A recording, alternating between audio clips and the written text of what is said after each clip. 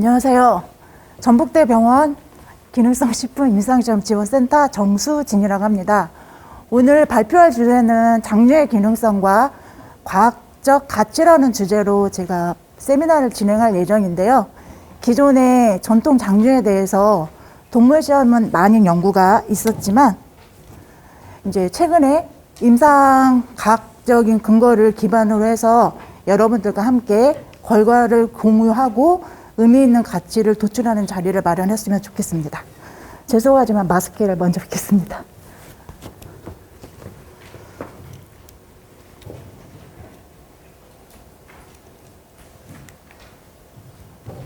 목차는 다음과 같은 내용으로 진행을 할 건데요.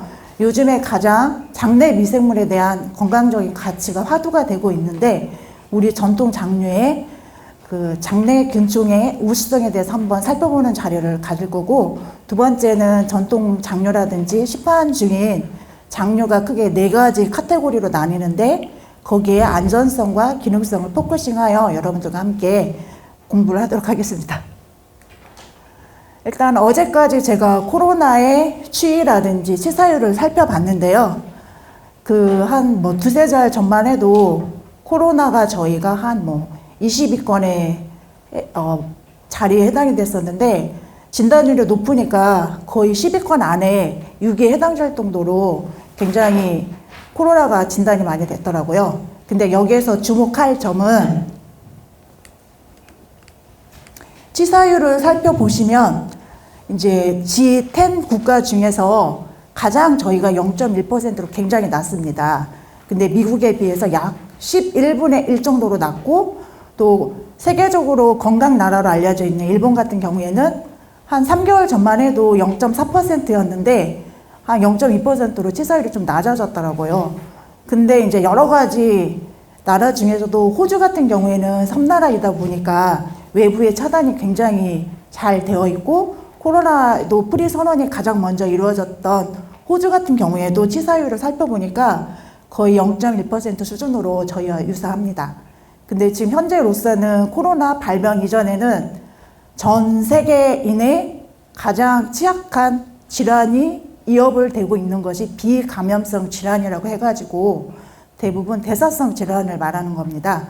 예를 들면 당뇨라든지 비만, 혈압, 치매, 암, 심혈관 질환 이런 것들이 가장 질병에 있어서 문제가 되고 있었는데 이제 코로나에 맞부딪히게 되면서 비감염성 질환을 가지고 있는 기저질환 환자한테서 더 코로나는 치사율이 높은 걸로 나타남을 미루어 볼 때 지금 현재 시점으로서는 비감염성 질환과 감염성 질환을 동시에 관리해야 되는 저희 과제에 직면하고 있는 상태입니다.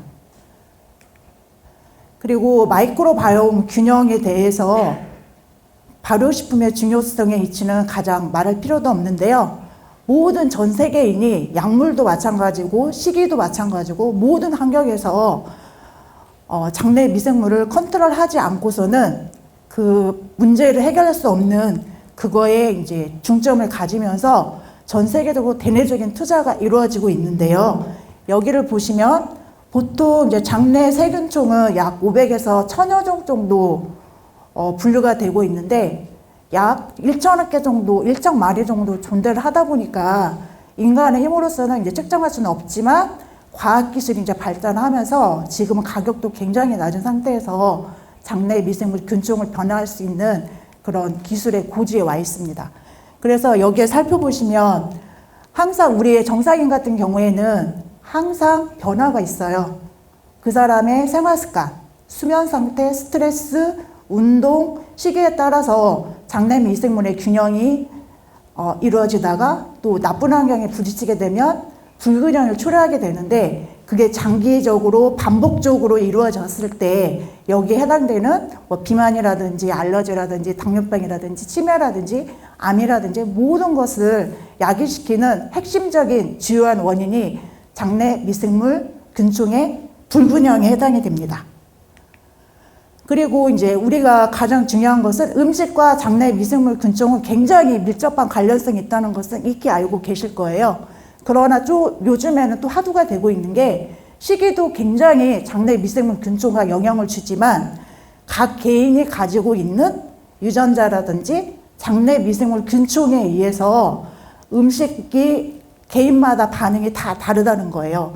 그래서 요즘에는 개인 맞춤형으로 식이치료를 하고 있는 방향이 화두가 되고 있고, 약물 또한 똑같은 당뇨 치료제를 쓰더라도 어떤 사람은 약이 치료제로서 작용한 반면에 어떤 사람은 효과가 없는 걸로 나타난 결과를 분석을 해보니까 이 또한 그 개인이 어떤 장내 미생물 균총을 가지고 있냐에 따라서 효과가 다르게 나타난다고 지금 알려지고 있습니다.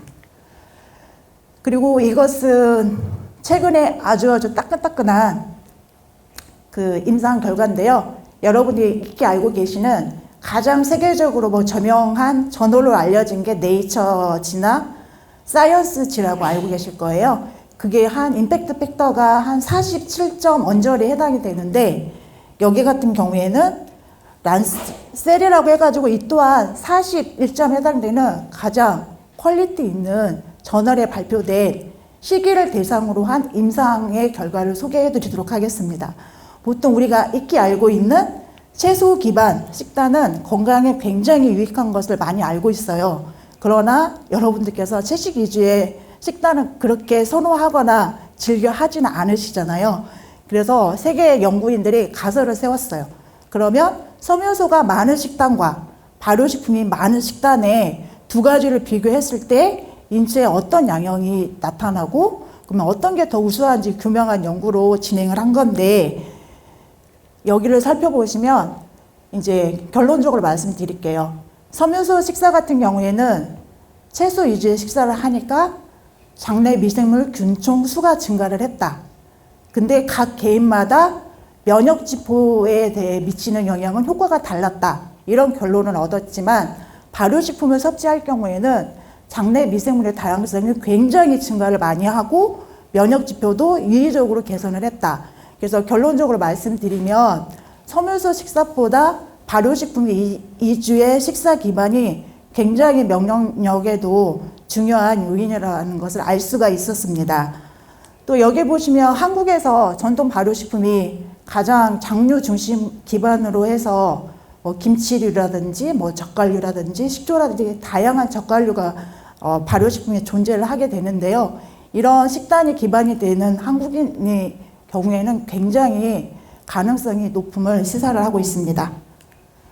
그리고 이제 오기 전에 제가 논문 한번 검색을 해봤어요. 그러면 세계인이 사랑하고 있는 발효식품 종류는 얼마 정도 될까 살펴보니까 크게 발효식품 카테고리는 한 5가지 정도 이렇게 군으로 나눠지게 되더라고요. 보통 알고 있는 콩발효식품, 채소류 발효식품, 곡류 발효식품, 그 다음에 우유 및 유제품 발효식품, 기타가 있고, 여기에서는 생선을 발효한 것은 뺐지만 여기 살펴보시면 콩 발효식품의 6가지 중에서도 한국의 전통 발효식품이 3가지나 차지하고 있고요.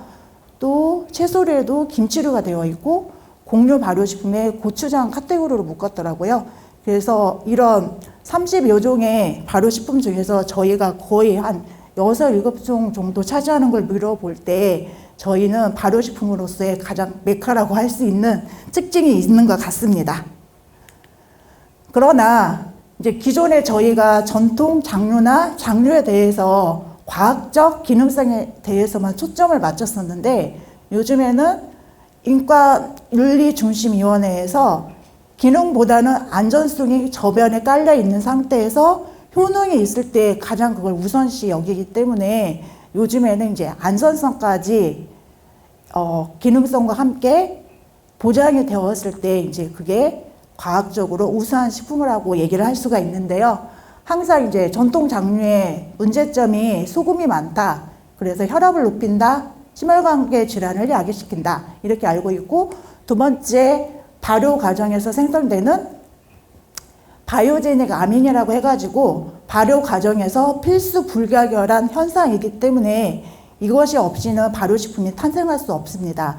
그리고 세 번째는 메주 속에 들어가 있는 곰팡이균, 이게 아플라톡신 함량이 있기 때문에 발암물질로 야기시킨다. 그래서 저희가 장류에서 안전성에 대한 이 3가지 문제를 해결하기보다는 과학적인 근거를 축적을 하고 발표해서 이해시키는 그런 전략이 필요한 것 같습니다. 그럼에도 불구하고 지금 임상 같은 경우에는 장류를 처음으로 임상했던 게 저희 전북대 병원에서 2008년도에 진행을 했어요. 그래서 거의 한 14년, 5년 정도 진행이 됐는데 이 전통 장류라는 게 과학적으로 규명하기가 임상에서 굉장히 어렵거든요. 근데 그럼에도 불구하고 여러 가지 안전성이 있지만 그래도 효과가 더 많이 나타나고 있는 상태여서 일명 프랑스에서는 와인 패러독스, 와인을 많이 마시는 사람이 심혈관계 질환 위험률을 낮춘다 이런 보고가 있는 것처럼 한국에서는 코리안 패러독스라는 그런 게 통용되고 있어요. 그렇게 하려면 과학적인 기반과 안전성에 대한 과학적 자료가 필요한 것 같습니다. 또 발효식품에서 가장 핵심적인 게 고염 문제인데 소금 없이는 발효가 되지 않습니다. 근데 일반 정제염이나 천일염의 그런 염도 차이는 있는데요. 천일염의 우수성은 뭐냐면 염분이 많이 있음에도 불구하고 우리 인체에 유익한 미네랄이 굉장히 많이 있습니다. 여기 보시면 칼슘 같은 경우에는 이제 골 대사에 관련되는 칼슘이거나 신경 전달에 가장 중요한 미네랄인데요. 약 정제염에 비해서 6배 정도 높고요. 또 마그네슘 같은 경우에는 고혈압 환자에 있어서 마그네슘이 섭취를 증가할 때 혈압을 강화시키는 효과가 있는데 이 또한 거의 1000배 정도 높은 미네랄 함량이 천일염에는 들어 있습니다.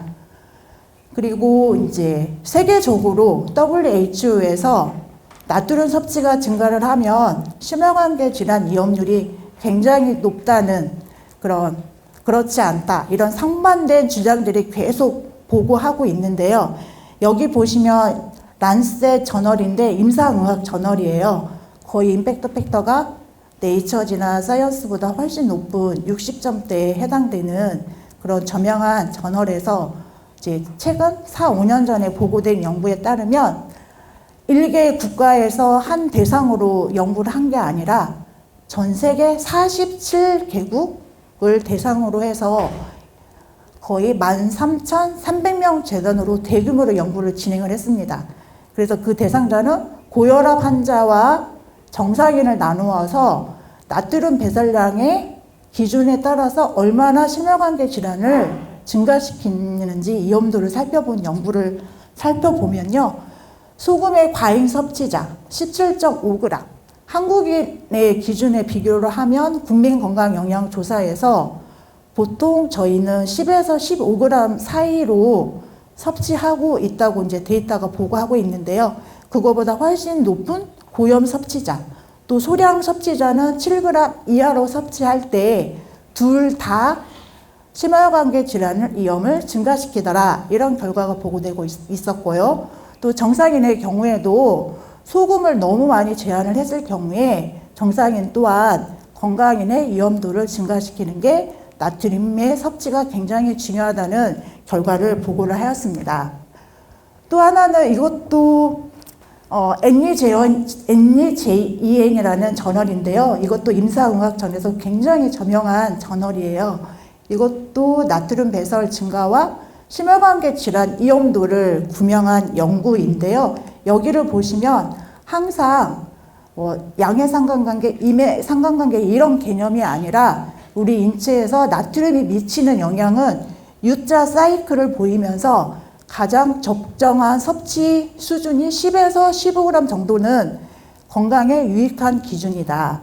그러나 이제 12g 이상으로 섭취할 때는 약 1.8배 정도 심혈관계 질환 위험률이 증가시키더라. 이런 결과를 얻었던 반면에 4g보다 훨씬 낮은 2g, 이게 이제 WHO에서 권고하는 나트륨 섭취 양이거든요. 그럴 경우에는 높게 섭취한 것보다 적게 섭취했을 경우에는 약 2.6배 정도 심혈관계 질환을 위험시킨다는 결과를 보고를 하였습니다. 그러한 세계적인 나트륨 섭취에 대한 건강 관련성에 대한 근거로 해서 국내에도 국가 정책적으로 저염화 정책을 굉장히 오랜 기간 동안 시행을 했는데요. 이런 결과로 영향 때문인지 2012년 같은 경우에는 소금으로 쳤을 때 12g 정도 섭취를 한 반면에 약 8년이 지난 시점에 살펴보니까 3.29g, 소금으로 환산하면 8.2g 해당되는 그 한국인이 소금 섭취량을 보였습니다. 그러면 이것을 여기다 대치를 해보면 10g 이하보다 좀 낮은 범위로 섭취하고 있기 때문에 장기간에 섭취할 때는 심혈관계 질환 위험에 약간 리스크가 있지 않나, 이런 결과를 반증을 해보는 결과입니다. 또 두 번째로 해결해야 되는 것이 이제 바이오제닉 아민인데요. 이게 이제 인위적으로 첨가하는 것이 아니고 콩을 발효하거나 다양한 발효식품 과정에서 생성되는 물질인데요. 일단은 그래서 이게 이제 히스타민이 함유된 음식, 이게 결국에는 발효식품을 해당되는 겁니다. 근데 이게 보통 일반 사람한테도 우유 섭취하면 유당불내증이라고 해가지고 가스 복통이나 이장관 계통의 증상이 나타난 것처럼 이 또한 히스타민 불내성을 야기시키는 개별적인 사람마다 반응이 나타나기 때문에 이런 증상이 나타나게 됩니다. 그래서 보통 살펴보니까 히스타민 불내성 환자의 약 90% 이상이 이런 밑에 있는 심각한 증상을 보이는데요. 일단 복부 팽만감, 이장관 증상, 복통, 변비. 그러나 이제 이장관 증상이 약 70% 이상이 나타나는 대상자가 많이 나타난다고 보고를 하고 있고, HIT 증상은 오른쪽에 해당되는 이장관 계통의 증상을 보이고 있습니다. 그러면 또 이제 티라민, 두 번째 바이오제닉 아민 중에서 굉장히 우리가 관심을 가져야 되고 해야 되는 상황인데요. 이게 이제 사람에서 요즘에 이제 현대인들 중에서 스트레스나 이런 게 굉장히 높다 보니까 수면이 부족해서 우울증이 생기는지 아니면 우울증으로 인해서 수면 장애가 있는 건지 이게 여러 가지 이제 논란이 되고 있고 관심이 되고 있지만 항우울제를 복용하는 자한테서 이런 티라민이 함유된 식품을 섭취했을 경우에 체내에 그 사이드 이펙트가 나타나는데요. 보통 티라민이 많이 들어있는 식품은 우리가 알고 있는 것처럼 뭐 치즈나 와인, 뭐 유제품류, 여기에 또 콩 발효식품이 중심에 있네요. 그러면 우리 체내에서는 노르에피네프린 스트레스 호르몬, 혈압을 증가시키는 호르몬이 증가를 하면서 고혈압, 응급증이 생기게 됩니다. 이럴 경우에는 편두통이나 현기증, 두통이 생각하고 심장이 울렁울렁 하면서 이런 박동이 증가하는 양상이 나타나게 됩니다. 그러면 저희가 식물성 단백질 하면 콩 발효식품, 콩식품을 굉장히 많이 우리가 인지하고 있는데요. 그러나 이제 우리 입맛에 맞는 것은 동물성 식품이 함유된 뭐 육류라든지 생선, 계란 이런 것들 굉장히 좋아하잖아요. 근데 이 또한 동물 실험에서 그럼 단백질이 어떤 단백질이 우리 인체에 좋을까? 그것을 우리가 알고 있는 것처럼 식물성이라는 걸 밝혀진지 알고 있을 거예요. 그러나 이제 거기에 양이 중요한 겁니다. 그 양을 살펴보면 하루에 사람 기준으로 했을 때 에너지 중에서 단백질이 차지하는 비율이 20%를 넘느냐 아니면 5% 이하로 제한하느냐에 따라서 그 콩 발효식품에 들어있는 그런 곰팡이라든지 암을 야기시키는 아플라톡신의 작용이 상쇄시키는 이런 작용이 있는데요. 한번 살펴볼까요? 여기 보시면 우유 단백질, 카제인 많이 아시죠? 이럴 경우에는 100% 암을 발생하는 반면에 밀가루에 들어있는 글루타인 단백질이나 콩 단백질은 20% 섭취하더라도 전혀 암이 발생하지 않는 결과를 나타났고요. 여기를 보시면 단백질 형태가 블랙으로 되어 있는 것은 우유 단백질, 중간에 있는 것은 밀가루 단백질, 그리고 5%는 우유 단백질인 카제인을 섭취했을 때 거의 암 발생률이 0인 것을 알 수가 있습니다. 결론을 말씀드리면 단백질을 5% 이하로 섭취할 경우에는 우유 카제인 단백질로 섭취하더라도 암 발생률이 없었다. 그러나 이제 저희가 극히 단백질을 5% 이내로 제한하기는 식생활상 굉장히 어려울 것 같습니다. 그래서 식물성 콩 단백질로 섭취해도 암 발생에는 전혀 문제가 없다는 것을 알 수가 있습니다. 그래서 이것은 제가 장류 기능성의 리뷰 논문 아티클을 했었고요. 또 국내 책도 썼고 최근에 또 논문 하나 더 투고를 했었는데, 그러다 보니까 제가 전반적인 장류 논문에 대해서 리뷰를 했어요. 그래서 기존에 알려진 기능성들을 정리를 한 건데요. 여기 보시면 가장 휴먼 헬스에서 중요한 비감염성 질환에 해당되는 유익한 작용도 있고, 또 감염성 질환에 굉장히 중요한 면역 증진에 대한 작용도 두 가지를 다 가지고 있는 게 장류의 기능성에 포함되어 있는 것을 알 수가 있었습니다. 그래서 제가 표로 정리한 건데요. 장류의 공통점과 차이점은 이제 서면으로 한번 숙지를 하시면 될 것 같고, 여기에 이제 간장, 된장, 고추장, 청국장 네 가지 중에 연구 정도가 어느 정도 되어 있는지 한번 분석을 해보았습니다. 세모 삼각형 같은 경우에는 세포 수준, 그리고 원으로 동그라미는 동물 수준, 그리고 블랙 사각형 박스는 임상시험까지 진행된 결과를 발표한 논문을 토대로 정리한 건데요. 여기 보시는 것처럼 청국장이 굉장히 많이 임상 연구가 보고된 것을 알 수가 있죠. 이런 이유는 항상 고염의 문제에 대한 그걸 야기하고 있기 때문에 청국장에는 거의 나트륨이 적잖아요. 그러다 보니까 건강 증진 측면에서 굉장히 우수성이 이제 많이 알려져 있지만, 이제 국내 연구진들이 자유스럽고 활발하게 진행했던 이유가 아닌가 이렇게 생각이 듭니다. 그래서 첫 번째로 모든 인간에서 가장 중심은 소화 흡수, 혈액순환이 되면 모든 건강은 다 컨트롤 할 수가 있거든요. 근데 이제 소화 흡수가 잘 되려면 결국에는 장 건강이 좋아야 되고 장내 균형이 좋아야 되는데요. 이게 이제 살펴보시면 삶은 콩으로 섭취한 것보다 콩 발효라는 과정을 통해서 그 미네랄이나 비타민은 어느 정도 유사한 상태의 수준인데요.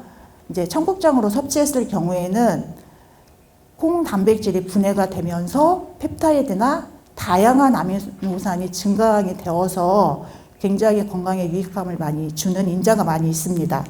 또 여기 보시면 콩에는 아이소플라본이라는 생리활성 물질이 있는데요. 이게 여성에서 나는 에스트로겐 호르몬과 유사한 구조를 가지고 있어서 이런 물질들이 많이 함유된 이런 식품을 섭취했을 경우에 굉장히 유익한 작용을 하는데요. 찐 콩에는 흡수가 안 된 배당체 형태로 되어 있는데요. 콩 발효가 되면 오른쪽에 있는 것처럼 비배당체로 되었을 때 흡수가 22배 정도 증가할 정도로 생리활성 작용을 증가시키는 아주 유익한 작용이 있습니다. 그리고 이거 농진청에서 최근 2020년에 연구를 진행한 거더라고요. 그래서 사람을 대상으로 10명을 건강한 사람 대상으로 시험을 했는데, 한 군은 콩 비지찌개 섭취군을 한 10사람이 이제 하루 동안 식이 통제하고 섭취한 다음에 또 워시아웃 기간, 그 전에 유효 물질을 클린하는 작업을 거친 다음에 이제 청국장 찌개를 섭취하는 식으로 체내에 일어나는 그런 걸 살펴본 건데요. 예를 들면 아까 비배당체인 다이드제인 성분이 생리활성 물질이에요. 이럴 경우에는 콩보다 청국장이 굉장히 높게 나타난 것을 알 수가 있는데, 실질적으로 인체에서 혈중에서 다이드제인 대사 물질을 살펴보니까 콩찌개로 섭취했을 때보다 청국장 찌개로 섭취했을 때 약 1.8배 정도 증가하는 걸로 나타났습니다.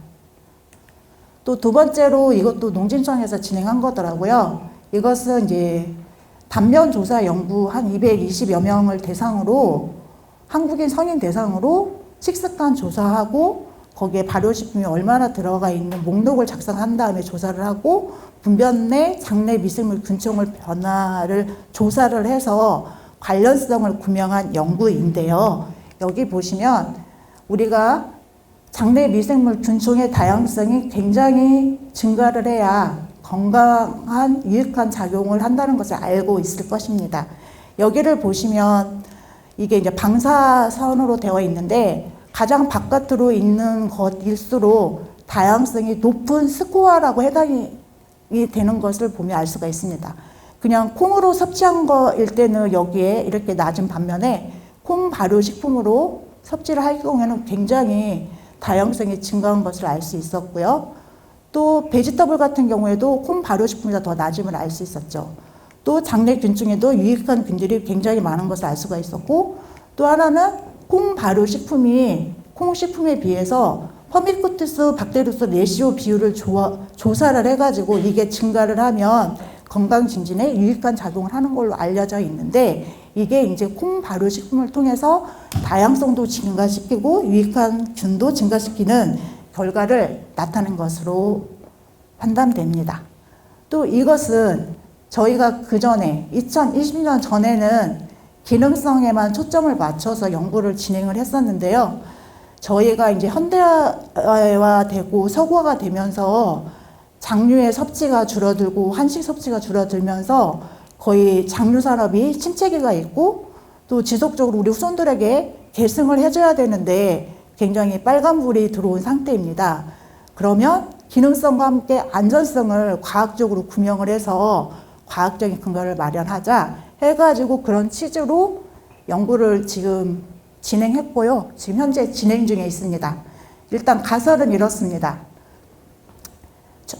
전국에 장인이 전통 재래식으로 담근 된장류를 다 수집을 해가지고요. 모든 걸 다 할 수는 없어서 한 4, 50가지 정도 수집을 해서 거기에 장내 미생물 유익균이 얼마나 많은지, 그리고 아까 발암물질인 바이오제닉 아민이 안전성에 문제가 되고 있잖아요. 그 함량까지 조사를 해가지고 1등부터 50등까지 다 이렇게 소트를 해가지고 가장 유익균이 많은 된장을 선택을 하고 가장 50에 해당되는 거기에는 이제 바이오제닉 아민이 많고 이용 미생물이 가장 낮은 된장이 되겠죠. 그래서 전통 장류를 2가지를 선정을 하고, 한 가지는 시판 중에 공장형 된장으로 이제 테스트 제품으로 선정을 해가지고 공장형과 전통 장류가 유사한지 아니면 전통 장류가 더 우월한지 그걸 증명하는 연구로 진행을 하였습니다. 그래서 저희가 예전에는 시료에 있어서 유해균과 유해균 이런 걸 조사하는 그 식품 성분 조성에는 데이터가 없었어요. 근데 이번에는 제가 국가적인 책무, 대한민국의 한 사람으로서 이제 지금 논문을 준비하고 있는데요. 이런 바이오제닉 아민에 대한 근거를 제시하면서 코리안 페라텍스에 대한 좀 해법을 제시하려고 하는 제가 노력을 지금 하고 있습니다. 기존에는 이게 좀 뭐 섭취하면 좋아 이런 식으로 된 반면에 우리는 건강 증진도 있는데 이런 바이오제닉 아민이 있어도 건강에 아무 이상이 없어. 이것을 과학적인 근거를 마련하고 있습니다. 그래서 기존에는 전통 장류가 비만인 대상으로 리스크가 없으니까요. 대부분 비만인 대상으로 많이 이루어졌어요. 근데 이제 저희는 준당뇨인을 대상으로 해서 정말 된장을 섭취했을 때 유익한 작용도 있으면서 안전성에 문제가 없는지 연구를 진행을 했고요. 이제 4주 동안 섭취를 하였습니다. 그리고 장내 미생물 균총 변화가 4주 만에 일어나는지, 아니면 혈당 지표가 감소가 하는지, 아니면 혈압이 증가하는지 다양한 마커들을 보면서 연구를 진행을 하였습니다. 그래서 실질적으로 장류를 임상을 하다 보면 본인이 섭취하는 연구자가 이게 진짜 된장인지 가짜 된장인지 공장인 된장인지 모르는 상태에서 진행을 해야만이 그걸 객관적인 데이터로 인정을 해주고 있습니다.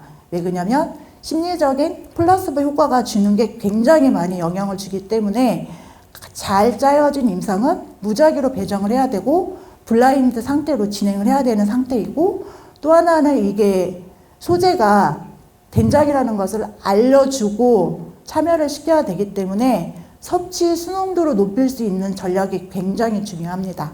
그래서 저희는 과학적인 근거를 정말 치밀하게 하기 위해서 섭취하는 웹을 도이즈 플랫폼을 만들어 가지고요, 실질적으로 그걸 섭취하는 동영상 찍어서 보내고 하는 것을 한번 했는데요. 여기 동영상 좀 한번 눌러주시겠나요?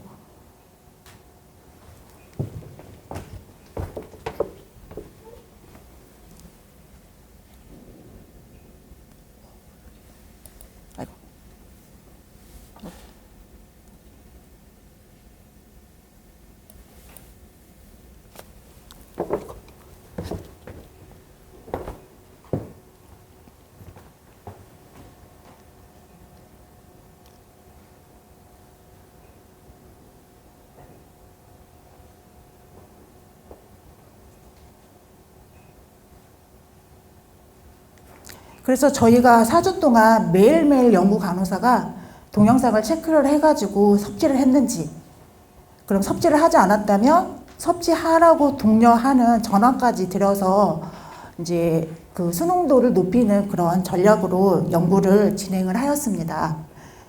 그래서 이것은 이제 기존에 섭취한다고 하면서 안 하는 경우가 많기 때문에 저희의 임상 결과는 굉장히 치밀하게 짜여진 연구라고 보시면 될 것 같습니다.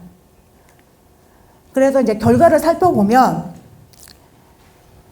균 저바고는요, 유익항균이 낮은 군, 된장, 균고바저는 유익항균이 높은 된장 섭취군, 공장에서 생산된 된장 섭취군의 장내 미생물 분포를 살펴보면 유익항균이 많은 된장을 섭취한 군에서 여기 연두색이 기타 균인데 이것은 감소를 했고요.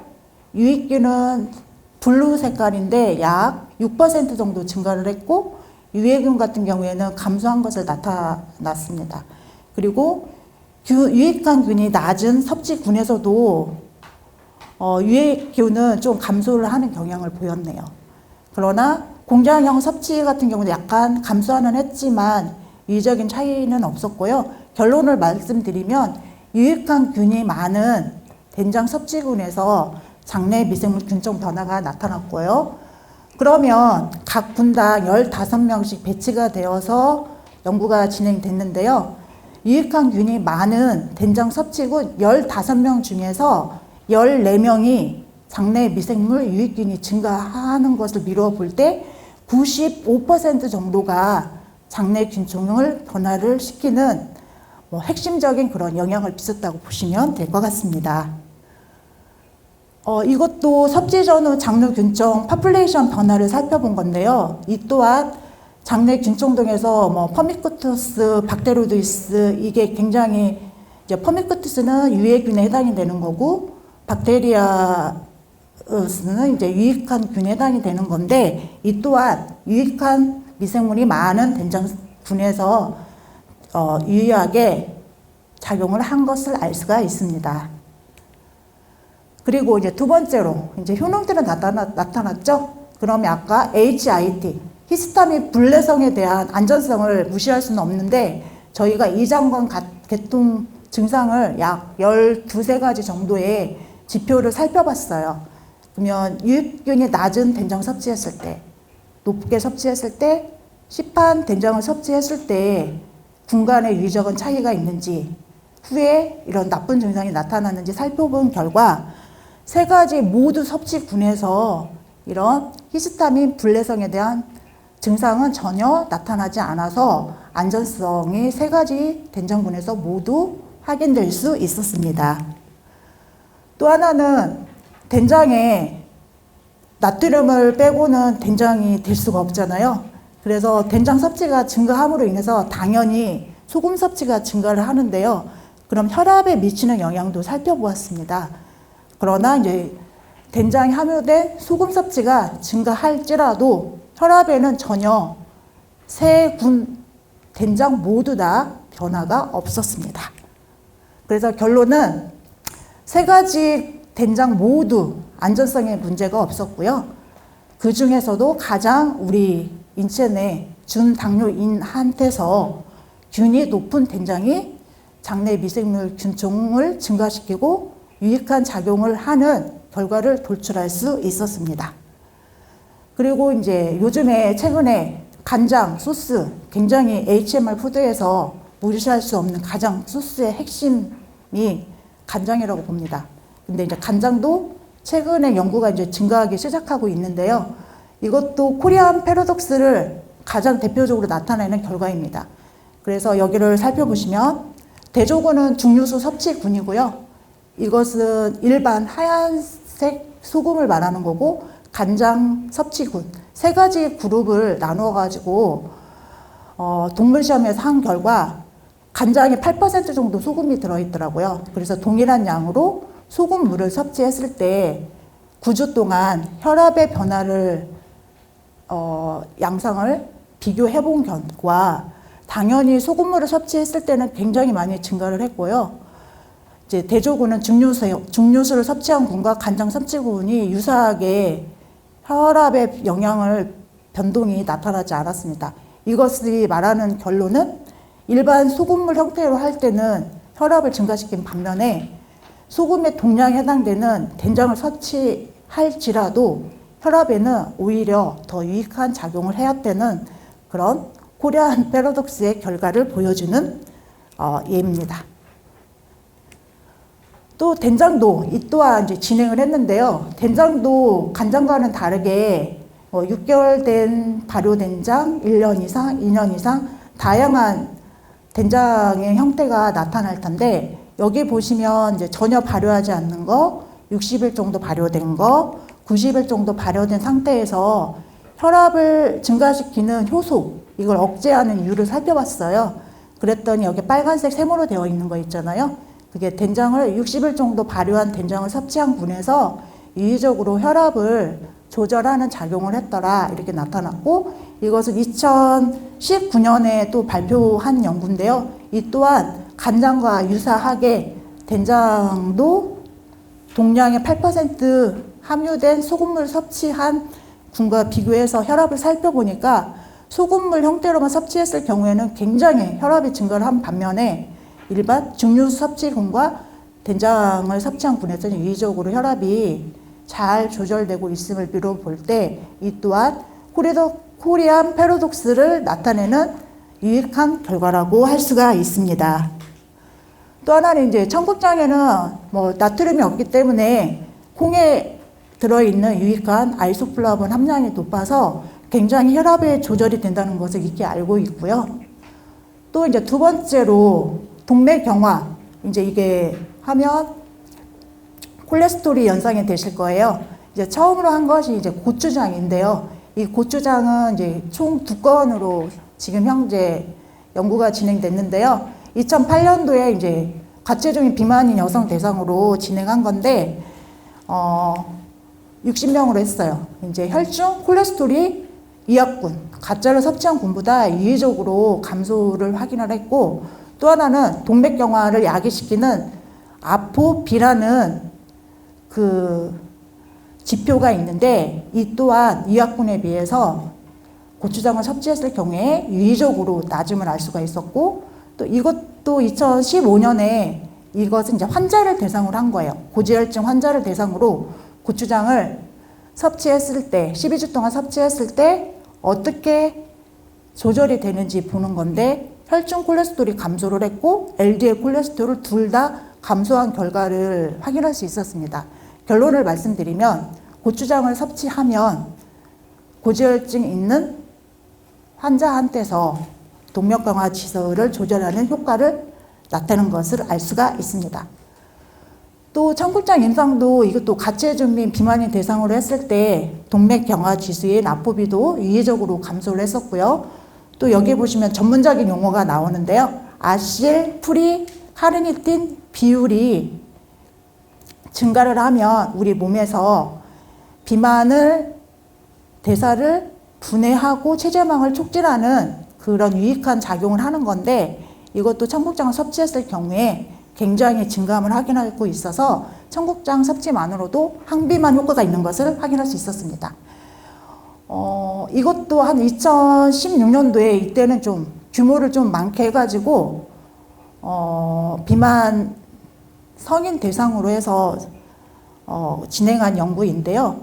이 또한 그 이전에 비만이 대상으로 한 것보다 굉장히 유익한 작용을 많이 나타냈어요. 예를 들면 체지방률이 감소하고 근육량은 증가하고 지질대사 지표인 콜레스테롤 지표도 감소를 하고 염증 지표도 감소를 하고 또 동맥경화 지수인 아포비 그 수준도 유의적으로 감소함을 확인할 수 있어서 청국장 섭취만으로도 항동맥 경화 효과가 있다는 것을 확인할 수 있었습니다. 또 된장도 같은 시기에 이루어진 건데요. 이때도 가체중인 비만인 여성 대상으로 12주 동안 된장을 섭취했을 때 항비만 효과에 얼마가 영향을 주는지 살펴본 연구인데요. 이것도 이제 복부 CT를 다 찍어서 내장 지방의 변화를 본 거예요. 근데 이제 된장 섭취 전에 복부 CT 찍고 후에 이제 복부 CT 내장 지방을 살펴보니까 이학군 대비 된장 섭취군에서 약 14배 정도 복부 내장 비만이 감소된 것을 CT를 통해서 확인할 수 있었습니다.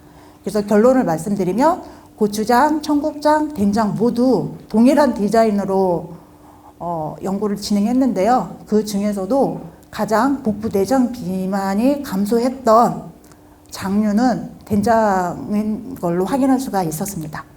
그리고 이것 또한 아까 전국에 있는 장인들이 만드신 고추장을 수집을 해서 이것 또한 유익균이 많은 고추장을 선별을 하고 유익균이 가장 낮은 저 밑에 해당되는 고추장을 선별해서 전통 장류 2종, 또 하나는 시판 고추장 해가지고 3가지 시험 제품군으로 된장과 유사하게 진행을 했는데 여기서는 이제 과체중 및 비만인 대상으로 항비만 효과가 있는지 그리고 고추장을 섭취했을 때 장내균종 변화가 있는지 살펴본 연구를 2020년도에 진행했는데 결과는 2022년도 7월에 발표가 됐더라고요. 그래서 결론을 말씀드리면 이것 또한 유익균이 많은 고추장을 섭취했을 때 내장 복부 지방도 감소하고 콜레스테롤이나 이런 것들이 유의적으로 개선이 되었고요. 체중이 감소하면서 근육량의 변동이 없는 것을 확인할 수 있었습니다. 그리고 장류균총도 살펴보면 된장만큼은 드라마틱하게 변하지는 않았지만 그래도 유익균이 많은 고추장 섭취균에서 장내 미생물 유익균이 증가하는 양상으로 나타난 것을 확인할 수 있었습니다. 그리고 이제 이것 또한 이제 고추장도 이제 면역 증진은 일반 정상인한테서 항상 항상성을 유지를 해야 되거든요. 근데 알러지 질환 같은 경우에는 면역 과민 반응 증가로 인해서 나타난 하나의 또 다른 형태인데요. 저희가 이제 전북대 병원에서 알러지 성인을 대상으로 했을 때 청국장 섭취를 할 경우에 알러지 반응이 얼마나 유익한 작용을 하는지 연구를 진행한 거예요. 여기 보시면 면역 지표 같은 경우도 알러지를 조절하는 인터페론 감반하는 물질이 유의적으로 증가해서 과민 반응 억제에 유익한 작용을 하였고 또 오른쪽에 보시면 알레르겐 팽진 크기 감소. 보통 이제 식품 알러지 테스트를 할 때 이제 오른팔을 하고 거기에 이제 스크래치를 해서 히스타민이 이제 양성 대조군이고 우리가 테스트하고자 하는 시험 물질을 이제 스크래치를 해요. 그러면 이제 10분 뒤에 이렇게 팽진 사이즈가 이렇게 나타나서 자로 3mm 이상으로 커지면 양성이라고 진단을 하고 3mm 미만으로 하면 음성으로 진단을 하는데 이런 팽진 크기가 고추장 된장 섭취로 인해서 유의적으로 억제됨을 확인할 수 있었습니다. 또 이제 세 번째로 아플라톡신이 안전성 문제에서 굉장히 문제가 많이 되고 있는데요. 이게 2022년도에도 발표한 연구에 따르면 된장도 발효 전에는 아플라톡신 함량이 굉장히 이렇게 높음을 알 수가 있었어요. 그래서 2개월, 4개월, 12개월 동안 된장 발효하는 샘플링을 해가지고 아플라톡신의 농도를 살펴보니까 12개월 정도 발효됐을 경우에는 거의 아플라톡신 함량이 제로 베이스에 해당할 정도로 분해되는 것을 알 수가 있었습니다. 따라서 된장을 섭취할 경우에는 안전성도 있으면서 효과를 보는 그런 가장 최적의 발효 기간은 아마도 12개월 정도는 이상이 되어야 되지 않겠나 개인적으로 생각이 듭니다. 고추장도 이제 굉장히 젊은 층에서나 HMR 푸드에서도 빠질 수 없는 가장 중요한 소스인데요.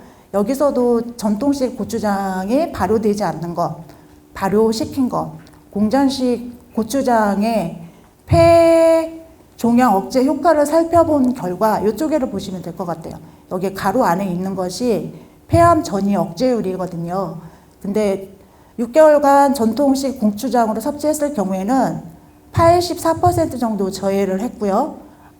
전혀 발효하지 않는 것은 뭐 48%, 공장식 같은 경우에도 58% 정도 억제를 해서 중요한 것은 발효가 핵심이라는 것을 알 수가 있습니다. 결론을 말씀드리면 전통 고추장 6개월 이상 된 고추장 섭취군에서 항종양 효과에 유익한 것을 알 수가 있습니다.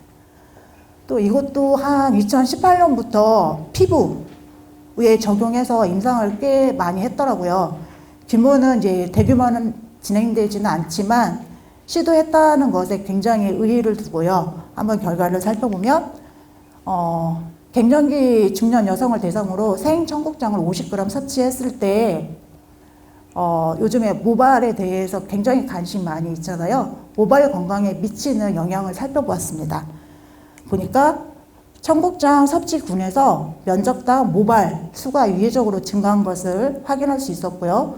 또 모발에서 연세가 들거나 스트레스를 받게 되면 모발 수도 감소하는 것도 하나의 탈모의 현상인데요. 모발 굵기도 굉장히 모발 지표로서 굉장히 유의미한 지표인데 모발 두께가 유의적으로 증가를 하는 것을 알 수가 있었습니다. 다음으로는 그러면 청국장 시기와 이제 마사지는 이제 혈액순환을 자극하는 그런 시너지 이펙트가 있는지 보는 연구로 진행을 한 거예요. 그래서 그냥 청국장만 섭취했을 때, 마사지만 했을 때, 아니면 두 가지 병행했을 때 어떤 변화가 나타나는지 살펴보니까 청국장의 이제 식이섭취가 손톱에도 건강하게, 여기 보시면 마사지 군하고 청국장을 동시에 섭취한 군에서 목의 pH도 감소를 하고 멜라닌 색소 침착 지수도 감소를 하고 홍반 지수도 감소를 해서 두 가지 병행했을 때 가장 시너지 효과를 확인할 수 있었고요. 또 청국장 섭취가 손톱에 미치는 영향도 살펴보니까 청국장 섭취군에서 손톱의 두께도 유의적으로 증가하고 건강하고 밝기도 건강하게 나타나는 그런 양상으로 확인할 수가 있었습니다. 또 이제 전통 장류가 여러 가지 있지만 단일 식품으로 장류를 섭취할 수는 없고요. 한식의 가장 기본이 되는 게 장류의 양념이라든지 이런 소스를 첨가해서 요리를 하지 않는 것은 한식이 될 수가 없는 것처럼 저희가 2010년도에 한식의 우수성 구명의 이런 연구로 진행을 했었는데요. 그 전에 이제 지중해식이 전 세계적으로 건강식이다. 이게 화두가 되고 있는데, 그 이유는 과학적인 근거들이 굉장히 많이 있기 때문에 세계인의 건강식 대명사로 이제 떠오르고 있지만, 여러 가지 살펴보니까 한식 구성 인자가 지중해식보다 굉장히 우수한 점이 많았어요. 그럼에도 불구하고 과학적인 임상 결과가 정말로 한 편도 없었어요. 그래서 그러면 한번 한국의 우수성 구명 연구로 진행을 해보자. 근데 그때 이제 한식을 정의를 하고 한식 식단을 도출해야 되는데 그때 굉장히 어려움이 있었어요. 한국인이 섭취하는 것이 한식이냐, 아니면 어떤 게 한식이냐, 이런 것을 이제 국내에 이제 식품 영양학자들과 이제 논의 끝에 정조밥상, 삼첩반상이 가장 건강인의 그런 건박한 그게 이제 한식의 기본형이다. 그래서 이제 그걸 접목을 해서 진행을 하였습니다. 그래서 이제 보통 한식 구성에는 밥류, 국류, 뭐 생채, 숙채, 조림, 그다음에 장류, 김치류가 이제 포함이 되어 있는데요. 이것들을 이제 항목을 정해서 4번 항목에는 장류, 하루에 섭취하는 보통 양이 15g이라고 해요. 그래서 세 끼 중에서 뭐 한식을 하루에 한 끼 먹느냐, 두 끼 먹느냐, 세 끼 먹느냐 이렇게 이제 점수를 가쟁줄을 줘가지고 8가지 항목이면 이제 만점 맞았을 때 80점이 되고요. 요즘에는 이제 전공류로 된 작곡류를 섭취했을 때 건강한 유익한 작용을 하기 때문에 20점을 플러스해서 총 100점짜리 한식 식이 유형 지수를 개발을 하고 그 식단을 임상시험식에 적용을 해서 규명을 하였습니다. 그래서 대상자는 고혈압이 있으면서 당뇨가 있으면서 고지혈증 3개를 동시에 가진 자, 그리고 10년 이상 진단받고 약물을 섭취한 자를 대상으로 해서 한식을 12주 동안 매일매일 임상센터에 방문하셔가지고요. 새끼를 눈이 오나 비가 오나 84일 동안 식사를 제공을 하고 섭취를 했고, 그 무게를 섭취 전에 무게를 재고, 남은 음식을 또 무게를 재고, 잔반 체크를 해가지고 정말 엄선하게 연구를 진행을 하였습니다. 그리고 대조군의 특징을 말씀드리면, 대조군은 아무것도 섭취한 군이 아니고요. 당뇨병 학회에서 추천하는 당뇨 조절이 되는 식단을 집에서 섭취하는 대상으로 하였습니다. 그러면 거기에 이제 한식 메뉴라든지 그걸 제가 실질적으로 구현을 했는데요. 굉장히 약물보다 어렵더라고요. 칼로리를 제한하면 당연히 칼로리 감소에 의해서 효과가 나타날 거고, 그리고 한식을 3끼를 제공하고 서양식의 대표 음식인 밀가루 다 배제하고 우유미 유제품 배제하고, 또 여기에서 가장 중심인 것은 육류 섭취량.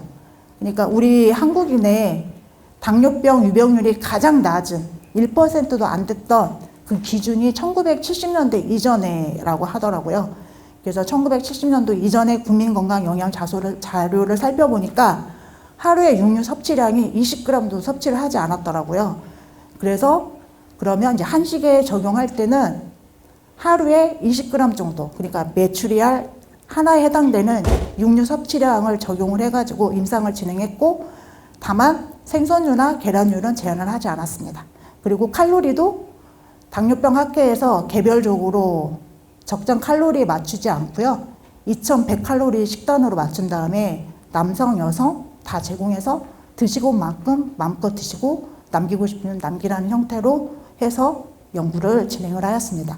근데 여기를 보시면 기본적으로 이제 한식의 가장 특징을 반영하기 위해서 간장, 된장, 고추장, 청국장은 순창 장류 마을이 있잖아요. 거기에서 그 장류를 엄선해서 선별해가지고 적용을 하였고요. 실질적으로 여기 살펴보니까 일상 식구는 당뇨 식구는 섭취한 분이 하루에 24.4g 정도 전통 장류를 섭취한 반면에 시험 한식구를 약 43g 정도 하루에 매일매일 섭취를 한 거죠. 그럼에도 불구하고 여기를 살펴보시면 당화혈색소는 건강기능식품으로 약물로도 조절하기가 힘든 지표가 당화혈색소거든요. 그래서 지표를 삼을 때 공복혈당, 식후혈당 지표가 변하면 혈당 조절에 도움을 줄 수 있음, 이렇게 헬스 클레임을 표시할 수 있을 정도로 당화혈색소의 감소를 기대하는 건 굉장히 어려운데, 한식을 섭취하면 할수록 파란색은 일반 당뇨식군에 해당이 되는 거고요. 붉은색은 한식군인데 뭐 4주가 지날 때마다 거의 뭐 0.7% 정도 감소를 했어요. 그래서 채식 위주 식단은 보통 한 0.5 정도 감소하는데, 여기 이제 기반으로 장류가 들어있는 전통 한식으로 먹었을 때 유의적으로 효과를 확인해서 저도 저희 전북대병원 의료진들 막 센세이션을 일으킬 정도로 굉장히 주목을 받았던 연구 결과이고, 또 이렇게 김치나 장아찌류 이런 장류를 섭취가 일반 식군에 비해서 굉장히 높음에도 불구하고 혈압은 거의 12주 동안 변동이 없었습니다. 그리고 또 하나는 심혈관계 질환에 있어서 맥박수가 굉장히 중요하거든요. 이제 스트레스를 많이 받거나 우리가 막 어디에 막 도망을 가거나 흥분되면은 헐트 레이트가 막 심장 박동이 두근두근 하면서 높아지게 되는데, 한식을 섭취했을 경우에도 일반 식군에 비해서 굉장히 드라마틱하게 이렇게 감소함을 확인할 수 있었고요. 또 부교감 신경과 교감 신경 아시죠? 행복할 때 나타나는 게 부교감 신경인데요. 한식을 섭취함으로 인해서 굉장히 심신이 안정이 되면서 스트레스의 이제 이런 감소 효과도 나타난 것을 미루어 볼 때, 이제 뭐 신체적으로나 정신적으로나 심리적으로나 한식을 섭취하는 것은 그 과학적인 가치의 차원을 넘어서 다방면의 문화적인 이런 심리적이가 복합적으로 나타나는 것을 확인할 수 있었습니다. 그리고 또한 실질적으로 그분들이 당뇨 환자이기 때문에 칼로리를 그 전에는 막 제한하면서 식사에 대해서 굉장히 힘들어 하셨던 분인데, 식사를 마음껏 제공하고 드시라고 하니까 진짜 밥을 한 공기씩 세 끼마다 다 드셨어요. 근데 칼로리는 많은데 갈수록 사주가 지나면서 이렇게 허리 둘레가 감소하는 거야.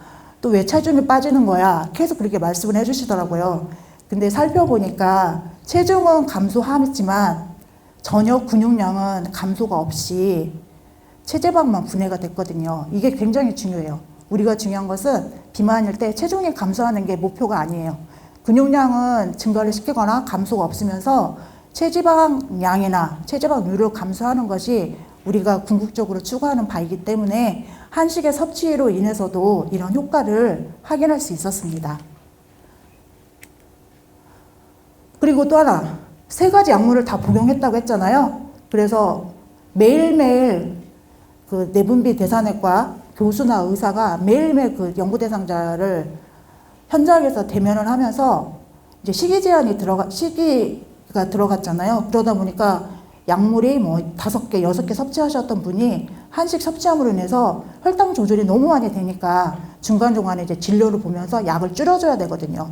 이제 가장 당뇨병 환자한테서 문제가 되는 리스크는 혈당이 높아서가 문제가 아니라 저혈당에 빠졌을 때 혼수 상태가 되거나 거기에 얼마나 응급처치를 해야 되는 그런 양상으로 처치를 해야 되는데, 그때 이제 조절을 통해서 살펴보니까 건강식군은 일반 당뇨 춘천식을 섭취하는 군, 한식 섭취 군의 고혈압 약제 사용량 변화, 당뇨병 약제 사용량 변화, 고지혈증 약제 사용량 변화를 감소를 했는지 유지를 했는지 증가했는지 살펴보니까 한식을 섭취한 군에서는 감소가 약 50% 정도가 당뇨병 양을 줄였어요. 그것은 마음껏 배부르게 칼로리를 충분히 섭취하면서도 한식으로 구성된 전통 장류가 포함된 나물 위주의 식사와 이런 것을 섭취했을 때 굉장히 유익한 작용하는 것을 얻을 수가 있었습니다. 마지막으로 결론 및 제안을 드리면, 일단 식이 섭취는 약물처럼 일시적 현상을 제어하기 위해서 단발적으로 섭취하는 게 아니고요. 평생 우리가 공기와 같이 숨을 쉬면서 해야 되는 게 라이프 스타일의 관리가 중요하거든요. 거기에 이제 신체 활동도 있지만 또 거기에 가장 우리가 중요한 게 이제 식이 섭취가 지대한 영향을 주는데요. 앞서 말씀드린 것처럼 장류 섭취는 소화 흡수 증진에 굉장히 발효라는 것을 통해서 증진하는 유익한 작용을 얻었고, 또 발효식품이 유익균이 많다 보니까 뭐 배변 활동, 뭐 소화 잘 되는 이런 작용의 차원을 넘어서 요즘에는 헬스가 장내 미생물 균총과 모든 영역이 다 연결되어 있어요. 그래서 저희도 건강기능식품 임상을 하는 센터이긴 하지만 1년에 20건 정도 임상을 진행을 해요. 거기 20건 중에서 프로바이오틱스, 그러니까 발효 미생물 유산균 균주가 5, 6% 정도 해당일 정도로 굉장히 증가를 하고 있고, 또 기능성도 뭐 요즘에는 뭐 스트레스, 관절, 호흡, 면역, 안구건조증, 그 다음에 치매, 운동 수행 능력 증진, 그리고 그 장염증, 장누수, 모든 건강을 건드리지 않을 분야가 없을 정도로 장내 미생물 균총은 굉장히 건강과 밀접한 관련이 있어서 발효식품의 그런 잠재력이라든지 그 가치가 굉장히 높음을 알 수가 있습니다. 그리고 가장 인체에서 중요한 건 혈액순환이라고 말씀드렸잖아요. 여기에 이제 콜레스테롤이나 동맥경화 감소, 항비만, 혈당 조절에 유익한 작용을 하였고요. 또 이제 면역 증진, 그 다음에 항알러지 작용. 요즘에 이제 환경성 질환이 증가를 하면서 아토피만 어린이한테 나타나는 게 아니고요. 눈에 나타나면 알레르기성 결막염이 되는 거고, 또 그 코에 나타나면 알레르기성 비염도 알레르기성 질환이고요. 폐에 나타나면 천식도 알레르기성 질환이고요. 피부에 나타나면 이제 알레르기성 아토피 피부염인데, 이 또한 성인 모든 세대에 해당되는 그런 질환이라고 할 수가 있습니다. 그리고 이제 기억력 증진. 요즘에도 이제 굉장히 그 콩 발효 식품이 뭐 치매에도 도움이 된다는 연구가 보고되고 있는데, 지금 현재로서는 장류로 해서 인지 기능을 측정한 바 없는데 앞으로 저희가 해야 되는 과제로 남아 있습니다. 마지막으로 이제 안전성에 대해서 결론을 뭐 한두 건의 연구이긴 하지만 앞으로 계속 지금 현재도 진행하고 있고 앞으로도 결과가 굉장히 나올 거라고 생각이 되고 기대가 되고 있는데요. 첫 번째로 바이오제닉 아민. 저희가 그 된장 3종으로 해보니까 전통 장류이든지 시판 공장형 된장이든지 복부 이장관 증상이나 이런 증상은 전혀 확인할 수 없었고, 나트륨이 함량이 된 된장이라고 할지라도 혈압에 전혀 증가를 야기시키지 않았다. 그 두 번째는 소금이 많이 함유되어 있어서 저감화 정책에 정부에서 추진하고 지금 시행하고 있지만 실질적으로 전혀 혈압에는 영향을 주지 않았고, 결국에는 나트륨이라고 할지라도 그 구성 인자가 가공식품에서 기인하는 나트륨인지 아니면 전통식품 발효식품에 기인하는 천일염으로 만든 나트륨의 기원인지, 이거에 따라서도 굉장히 다르게 영향을 주는 것을 확인할 수 있었고요. 세 번째로 메주에서 아플라톡신의 생성은 필수 불가결해요. 필연적이에요. 근데 그것을 이제 없앨 수 있는 방법은 없는데, 앞서 말씀드린 것처럼 12개월 정도 발효한 된장에서는 아플라톡신의 함량이 제로 베이스로 감소되는 것을 확인할 수 있었는데요. 그래서 이런 세 가지 문제에 현재로서는 문제가 아직까지는 없다, 이렇게 결과가 도출이 되었고, 또 하나는 기존에는 이제 장내 미생물 균종 변화에 대해서 전혀 연구가 이루어지지 않았어요. 그래서 임상 수준에서도 전통 장류에 들어있는 유익한 유산균이 많은 전통 장류를 섭취했을 때 인체에 우리 장내에 고스란히 전달이 되어서 유익한 균도 증가를 해서 잠재적으로 헬스 건강에 지대한 영향을 주는 여러 가지 핵심적인 요소가 있는 것을 확인할 수 있었습니다. 발표는 이상으로 마치도록 하겠습니다.